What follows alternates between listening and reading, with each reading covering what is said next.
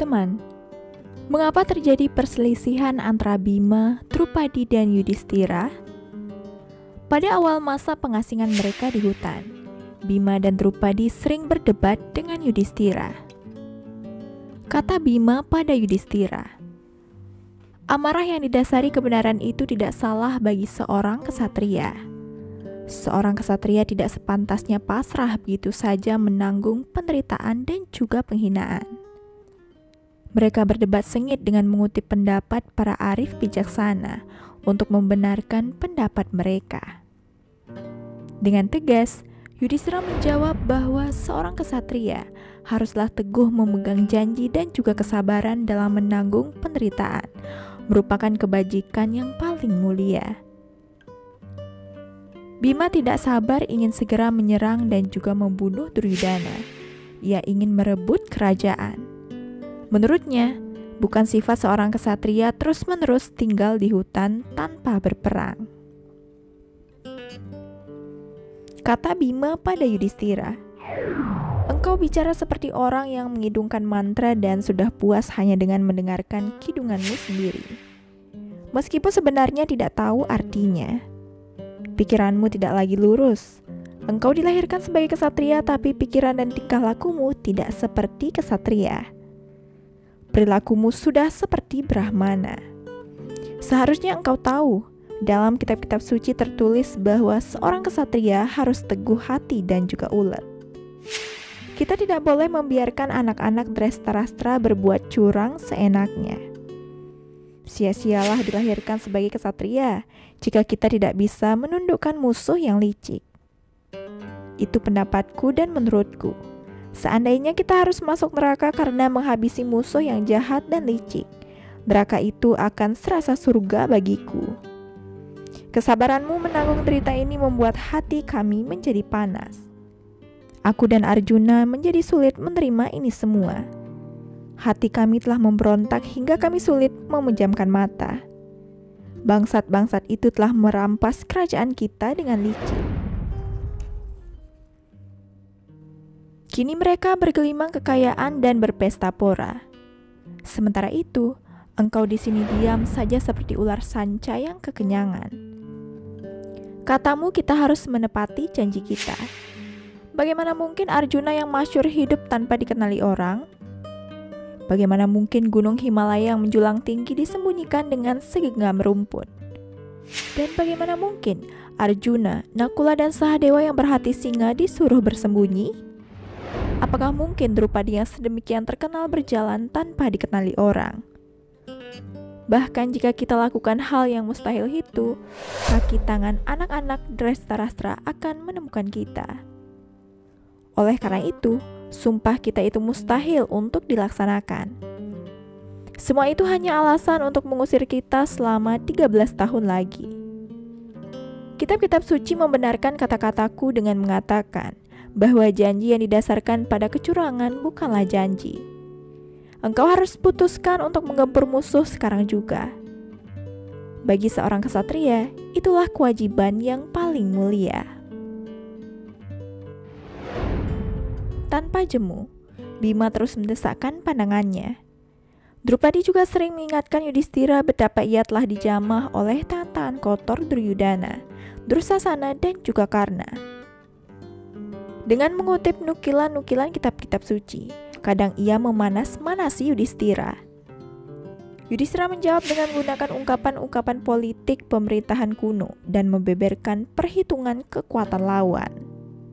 Katanya, musuh-musuh kita memiliki sekutu yang sangat kuat pada diri Burisrava, Bhisma, Drona, Karna, dan juga Aswatthama. Duryudana dan saudara-saudaranya adalah orang yang mumpuni dalam ilmu perang. Banyak raja, baik yang besar maupun yang kecil, kini berada di pihak mereka. Memang benar, Bhisma dan Drona tidak suka dengan sikap Duryudana. Tetapi mereka pasti tidak akan meninggalkannya. Mereka pasti bersedia mempertaruhkan nyawa untuk melindungi kubu Kurawa. Karna adalah petarung yang berani dan juga mumpuni. Ia menjadi sangat mahir menggunakan senjata. Perang tidak bisa diramalkan dan kemenangan belum tentu bisa diraih. Tidak ada gunanya tergesa-gesa. Dengan susah payah, Yudhistira berusaha memenangkan hati saudara-saudaranya. Atas nasihat Begawan Vyasa, Arjuna kemudian pergi ke Gunung Himalaya untuk bertapa, memohon agar dikaruniai senjata-senjata baru oleh para dewata. Ia meminta diri pada saudara-saudaranya dan juga Pancali. Pancali kemudian berkata, "Wahai Dhananjaya, semoga engkau berhasil menjalankan tugasmu.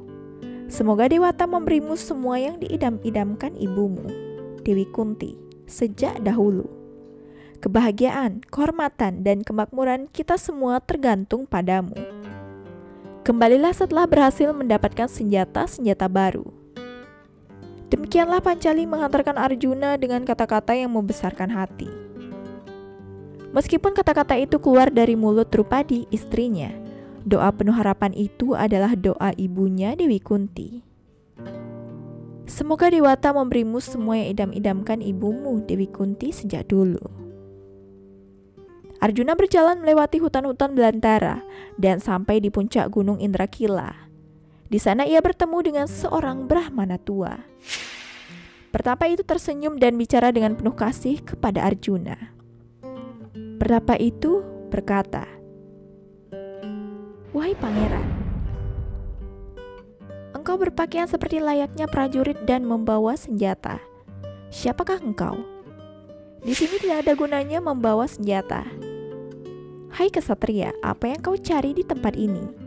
Tempat pertapaan orang-orang suci dan para pendeta yang telah menaklukkan amarah dan juga nafsu?" Sebenarnya Brahmana tua itu adalah Batara Indra, raja para dewata dan ayah Arjuna sendiri yang sedang menyamar. Setelah lega melihat putranya dalam keadaan baik, ia menanggalkan samarannya dan menjelma menjadi Batara Indra. Arjuna menyembah hormat kepada ayahnya dan kemudian berkata, "Hamba datang dengan maksud mencari senjata. Berilah hamba senjata." Batara Indra kemudian menjawab, "Wahai Dhananjaya, apa gunanya senjata? Mintalah kesenangan dan carilah tempat yang lebih tinggi di dunia ini untuk bersenang-senang." Arjuna kemudian menjawab, "Wahai Paduka Raja Dewata, hamba tidak menginginkan kesenangan ataupun mencari dunia yang lebih tinggi. Hamba kesini meninggalkan Pancali dan juga saudara-saudara hamba di hutan. Hamba hanya menginginkan sebuah senjata." Kata dewa yang memiliki 1000 mata itu, "Jika engkau bisa mendapat restu Batara Siwa, dewa bermata 3, dan mendapatkan restunya, engkau akan berhasil mendapatkan senjata yang kau inginkan. Pergilah dan mohonlah restu kepada Batara Siwa." Setelah berkata demikian, Batara Indra kemudian menghilang. Kemudian Arjuna pergi ke Himalaya dan bertapa untuk memohon restu dari Batara Siwa. Batara Siwa menyamar menjadi seorang pemburu. Ia ditemani saktinya Dewi Uma. Mereka pergi ke hutan untuk berburu. Perburuan mereka sangat ribut. Seekor babi hutan lari kalang kabut menuju tempat Arjuna bertapa. Melihat babi hutan itu, Arjuna segera mengangkat gandiwannya dan segera membidik ke arah babi hutan itu. Setelah perdebatan terjadi, akhirnya Dewa Siwa memperlihatkan wujud aslinya. Dan karena senang dengan pengabdian Arjuna, Dewa Siwa kemudian memberinya panah Pasupati. Baiklah teman, terima kasih telah menonton video ini sampai habis. Jangan lupa subscribe, like, dan ingat nyalakan notifikasi loncengnya agar kalian tidak ketinggalan setiap video terbaru dari channel ini. Sekian dan terima kasih, sampai jumpa di video selanjutnya.